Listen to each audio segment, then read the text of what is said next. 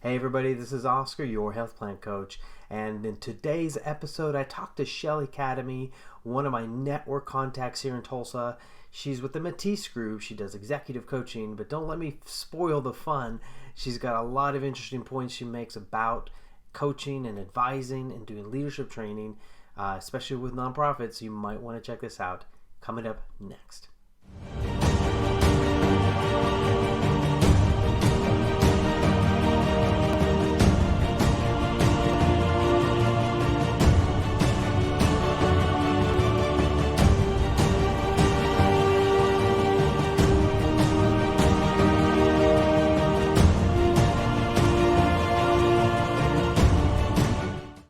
Hey, welcome everybody. This is another episode here of Expose Your Worth. I'm Oscar, your health plan coach, and I've brought today another one of my network connections, Shelley Cadamy.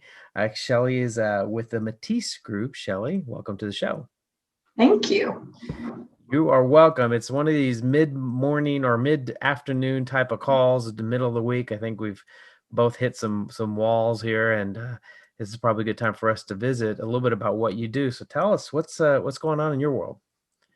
Oh goodness, what's not going on in my world? I had two in-person meetings yesterday, a lunch meeting and a dinner meeting, and I'm an extrovert, and it was uncomfortable for me, which, just like being around people again, gave me anxiety, like a first date almost. It was interesting. And so if that's happening for me, and I'm very comfortable networking, and like I said, I'm an extrovert in the terms of the like Myers-Briggs extrovert terms of the word. I can only imagine what introverts are doing right now. So. Yeah, I actually rated a mixture. I can't remember the initials there, but there is an intro, extro type of mix with me. So I have a lot of introvert friends. My family's introverted. I grew up in an introverted family, so I know what that feels like. And and then extroverts, of course, they get a lot of their energy being around people. But yeah, for you, I can see. So, but tell us a little bit about Matisse Group. I'd like to hear a little bit more. The Matisse Group is an Oklahoma City headquartered firm. I actually lead our Tulsa office. Okay. We've been in Tulsa. It'll be 2 years in June. And so we work with leaders who are dealing with leadership opportunities and challenges. And so that is, gosh, I'd really like to grow my business, or gosh, I grew my business and it grew and I was way more successful than I expected. And so I need a little help to kind of short back up. So that usually looks like assessing an organization to see strengths, weaknesses, where the disconnects are, where we can quickly get some wins, what the longer term kind of longer slogs are going to be, and then working with the organization to put a real world plan in place. And then we stick around and make sure that plan actually gets executed. So, I've done this work since about 1999 in one way or another. And, there are some crucial points there. When you walk into the strategic planning session, you want to already know the organization, which is why we don't just walk into a strategic planning session. We do a lot of analysis up front and interviews and surveys and all that kind of stuff. So we really know what we're talking about when we create a plan. And then secondly, there are a lot of great plans that never get executed because people have limited time and political will. And so we spend a lot of time working with leadership team, whether it's a CEO or a board or whatever that looks like, or a consortium, to actually execute the plan. And, we do a lot of stuff along the way. Obviously, it's not that simple.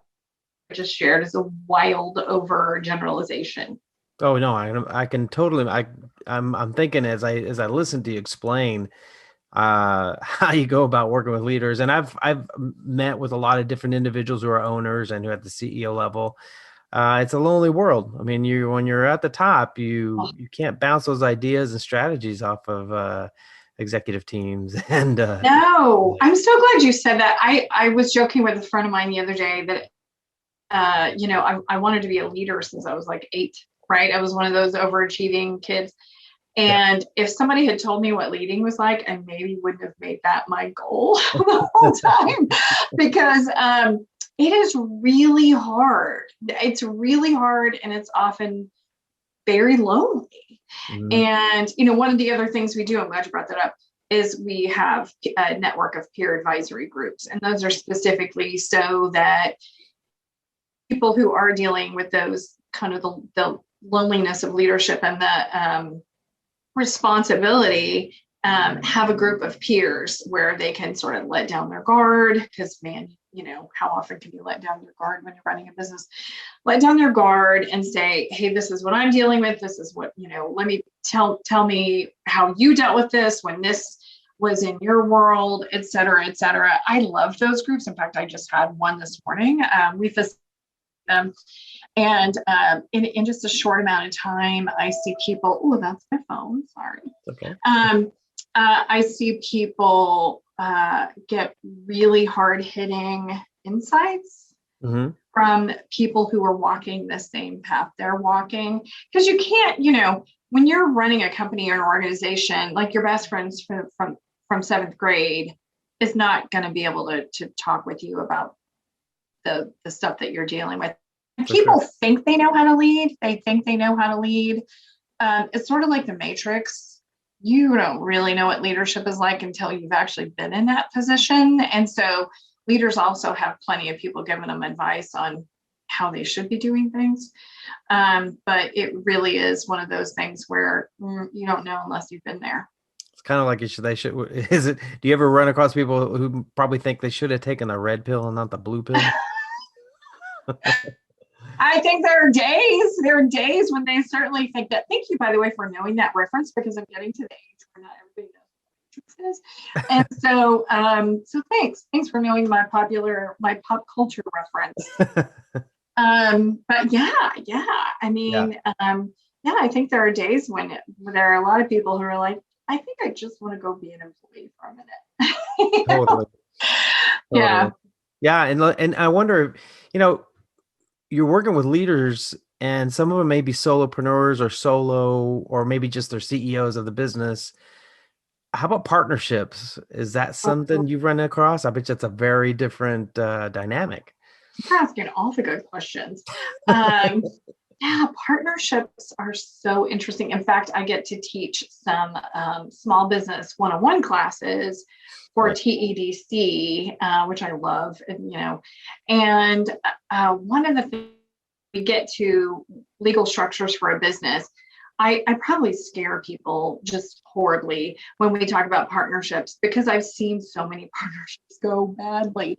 And I think usually it's because people go into it with the best of intentions, but they have assumptions that are undisclosed.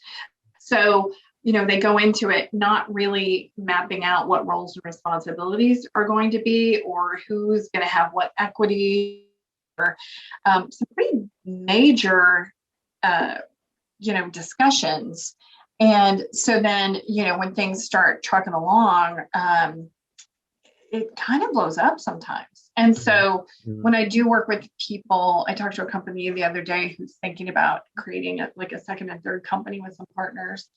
And, I'm going to be really intentional about making sure that happens and everybody knows everything is in writing. This is what this person is going to be responsible for, just to make sure that doesn't go sideways. Yeah. Yeah. Yeah, no, I mean, obviously come from a background where I've seen some of these things happen in some businesses that I've had associations with. Also, and I'm going to throw one at you here, is succession planning. I'm sure there's also the idea, do I sell? Do I inherit this business to someone else, to a family member? And Right. Yeah. It's so interesting that you say that. So one of the things that I ask my clients is, what is your exit strategy? And I can't tell you how often, or when I talk to prospects, They go, oh, I don't know. And so I'm a fan of begin with the end in mind. And to be fair, I don't know what I'm going to do with my business. So I don't exactly take my own advice very well.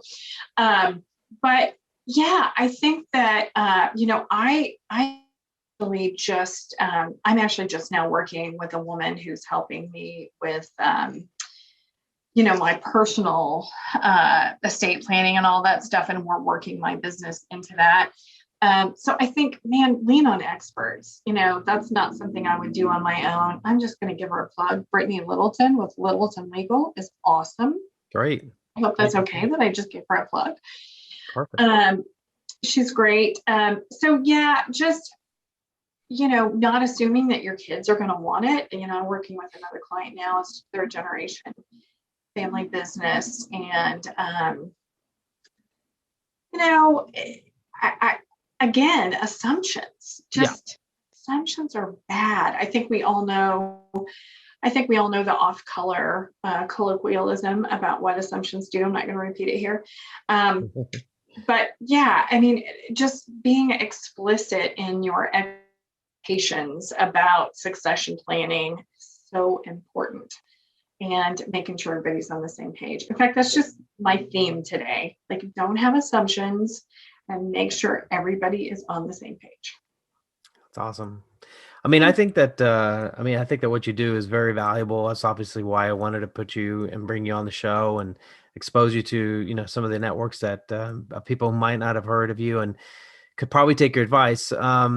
Sounds like some coaches might need even a coach to coach them in as well. Yeah. And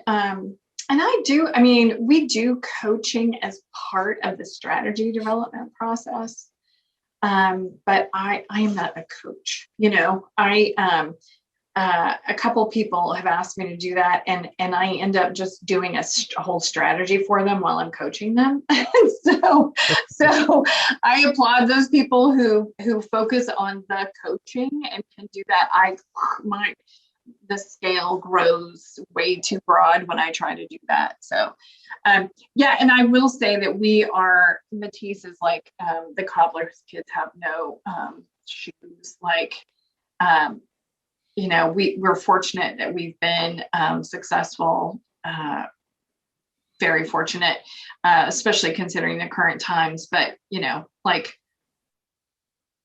we improve our website a little bit. Yeah. I mean, I'm sure there's things that you're always trying to find a way to innovate on different parts of your business. I'm sure. What made you want to start? And I'm glad we differentiated, by the way, that you're not a coach, and you could probably fit in that space, but it sounds like there is another place that you feel in terms of working with leaders. Yeah, I feel like a strategist is a better title. Because there are two different things. There are people who are really talented coaches who do, who bring a lot of value to their clients. And I'm a strategist, so I'll coach you a little bit while I'm helping you put a strategy in place, but it's not the same thing. Yeah. And what did you just ask me? I'm so sorry. What did you say before the coach thing? Oh, I think it was just about innovating, and it had to do with your website, but. Yeah, there was something in between that I now have totally spaced, but it was a really good question and I wanted to answer it, and now I can't remember. That's okay. Maybe we will backtrack it as we move forward. But yeah, I know. I think it was really just kind of why. Oh, I think it was this. Oh, why? Yeah, why did I do this? Yeah, that's an interesting story. So I'm so glad that we eventually got there. So. I have an undergrad in art history and a master's in regional and city planning with an economic development emphasis. So my first couple of jobs were at the Department of Commerce, and then I went to work for the Edmond Economic Development Authority in '99 and led the entrepreneurship program there. So let me say, in '99 there weren't a lot of entrepreneurship programs. I worked for a wildly guy named Steve Kreidler, who let a 26-year-old run his entrepreneurship program. And so it was the late 90s, early 2000s, .com boom happening. We were fortunate enough to have 2 angel investor groups that were linked to our organization. And so I would help our entrepreneur clients in Edmond. I would help them get financing. So and put a business plan together and access traditional and non-traditional financing, all those things. But then they didn't know what to do next. And I didn't have a business background. I've never taken a business class in my life. But I just saw this gap where I'm like, okay, well, they had a strong business plan, strong enough to get funding, but then they just kind of struggled to know what next steps were. And so I started intuitively doing strategy development. So I would get them in and I would facilitate, before I even knew what facilitation was, by the way, I would facilitate the leadership team, and we put a plan together. And the more I did it, the more I worked towards a format that worked best. And then I was coaching along the way and all those things. Well, it turns out I was doing strategy development. And so I've been doing this in one form or another since, 99. And worked in a series of jobs where I worked with entrepreneurs, and then led an organization for about 7 years here in Tulsa, Workforce Tulsa. And when I was finished there, I really just wanted to do this full time. It's what I love. And I continued to do it even on the side when I had jobs. And so I turned 50 and went, hey, this is what I love, and I'm doing it. So there you go. Life's too short to not love what you do. Yeah. And there's a lot of flexibility. I'm a single mom of 3. And when I say single, like single, I adopted as a single person. And, when kids get to be teenagers, it's just, it's nice to have some flexibility as a parent. So this is just, it's just been a good fit. Also, I love it. And I work a lot, not because I'm a workaholic, and I just had this conversation with someone yesterday, but because I really love my work. And so I feel like that's a distinction to make. I think if you really love your work, then working 9 or 10 hours a day, that's not a bad thing. That's not a bad thing. Absolutely not. I just got through sharing on LinkedIn a reference from one of the guys I've followed for a while, which is Gary Vaynerchuk. And I'm looking at a photo, he holds up a mug that says, if you build a business around something you love, you're more likely to work hard to get there. So like to your point, working every day or whenever you want, but working constantly is not really work. It's just doing what you love. Super fun. And it's very meaningful. It pays me well. It's super fun. I get up every morning going, oh, I get to do this today. Absolutely. I've got a couple big strategy sessions next week. And that's like one right after another. That's a great week because we're going to get some really good work done in those 2 days. So yeah, I like to work, and I do it.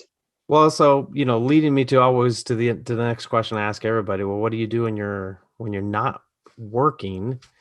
What's your extracurricular life like? And I know you have 3 kids, so I can already see that the schedule's filled there. Well, they're older. They're older now. So they're 16, 19, and 22. And then I have a granddaughter who's turning 3 in April. Perfect. Great. Funny story. I went from being child-free to grandmother in under 10 years. Oh, wow. But again, congratulations on that. But yeah, that's a shift. It's hilarious. I wouldn't recommend it. I wouldn't do it differently. I also wouldn't recommend it. So what do I do for fun? I drive my ridiculous midlife crisis vehicle within the laws of the state of Oklahoma. Let me be clear. But it is a turbo. and it does go a little bit fast and the top comes down. So sounds so obnoxious, but I have to say, after raising kids and doing that whole thing, it's fun to have a stupid little sports car. I also love hiking. I love, road trips. Oklahoma, we are so fortunate in Oklahoma because you can jump in the car and go to so many fun places in Oklahoma. And I did that with my kids, and now I'm doing it with friends and honestly by myself. So I'll head to a state park, or I love the Wichita Mountains. And, with Airbnb, you can get away for like 24 hours and just get a change of scenery really quickly and sprinkle a little money in a local economy, which I'm a fan of because economic development. Yep. And then I love art. The art that's behind me is John Hammer. He's a local artist. So I love art, both in museums and galleries and all those things. And then, my granddaughter, although I have to say, I'm not a baby person. I didn't have babies. I had, my kids were like fully formed when they came to me. So I love my granddaughter, but she exhausts me after 6 hours. I have to go to bed, and stay there. And what else? What else do I do? Great food in Tulsa. Hang out with friends. Travel. I'm really looking forward to traveling. Whenever we can again. Correct. Yeah, I agree. Yeah, traveling just refreshes me. It's like a reset button. And I'm actually going to Santa Fe next week. They just reopened the state. Great. Yeah, and so I'm going with a friend down Route 66 and stopping at a Route 66 motel. And I love historic vintagey things. I buy antiques, not fancy ones, but just stuff that's not really worth much, that I like. And I love just stopping in little towns in Oklahoma or whatever and messing around, basically. So that's what we'll be doing next week. And I'm excited. And I hope my kids don't burn the house down. But if they do catch the house on fire, I've instructed them all the way to the ground, because partial burn, not good. So they need to get out, but make sure the whole thing is gone. I mean, obviously, yeah, you've got a lot of interesting points, and it's important that we notate, not only what you do, but why you do it. And if anybody wants to gravitate towards me, working with you, it's good to know a little bit about who you are, who Shelley is as well. Well, I mean, thank you. So just for clarity, I'm kidding about burning the house down. Yeah, you want to make sure you're clear. Kidding. That's not a good option.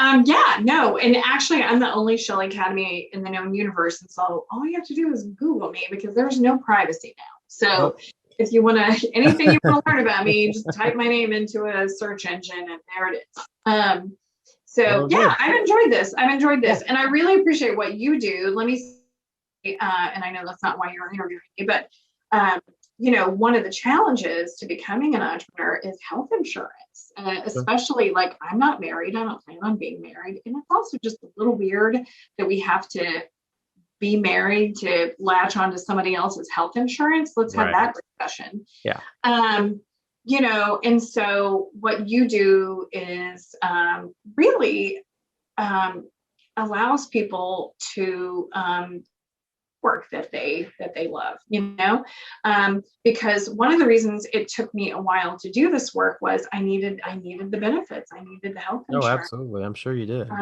With 3 kids. Yeah. Oh, yeah. With three kiddos. I couldn't afford to be, knocked out of commission or have a big medical bill. So that's a whole other discussion we can have. Just Medicaid expansion happening later this year. I just did an interview on that. In fact, it was part of an event that happened this morning, the Oklahoma Policy Institute just shared. Thanks to you for seeing a gap and going after it, because man, it's needed, really needed. Well, it's been a pleasure. I mean, Shelley, I hope the audience does get a chance to understand the value you bring, and that's kind of the whole idea of the show. But tell us, just to wrap things up, how can we get a hold of you if we wanted to get a hold of Shelley? Yeah. So my email is my name, Shelley, Shelley, at Matisse, which is spelled differently. M as in Mary, E. Oh, now I'm going to forget how to spell my own firm name. METTISE.com. Yeah, I was looking at it. Is that correct? You're right. Yeah. That's hilarious. And then my cell number is 918-549-5159. Please don't call me. Just text me because I'm doing this stuff all day long. So that's how you reach me. And of course on Facebook and LinkedIn and Twitter and all those things. Great. Shelley, it's been a pleasure. I really appreciate you taking some time today and reviewing what you do for a living. Yeah, thank you. Thank you for the opportunity. And I look forward to working with you. Absolutely.